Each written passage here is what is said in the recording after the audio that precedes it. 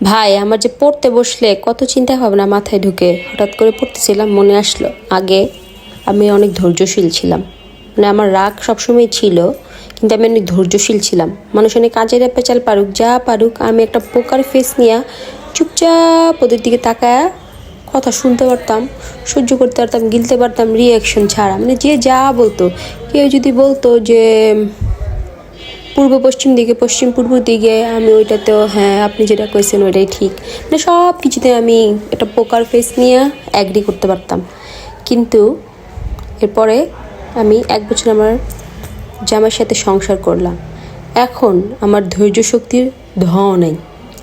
মানে এখন আমার সামনে কেউ যদি একটা কিছু ভুল বলে, আমার ভুলটা ধরতেই হবে। কেউ আমার কিছু একটা কথা বললে আমার তার উল্টা কথা শোনাইতেই হবে, তার কিছু না কিছু বলতেই হবে। মানে এখন মানে এই 1 বছর সংসার করে আমি আমার মানে ধৈর্যর জিহ্বার কন্ট্রোল মানে সব হারায় ফেলছি। একটা বিয়ে যে একটা মানুষকে কত কিছু শিখাতে পারে, এটা আমি শিখলাম। আর এটা আজকে হঠাৎ রিয়েলাইজ করলাম। ওকে, আজকে এই পর্যন্তই। এখন আবার পড়তে বসি বন্ধুরা, বাই।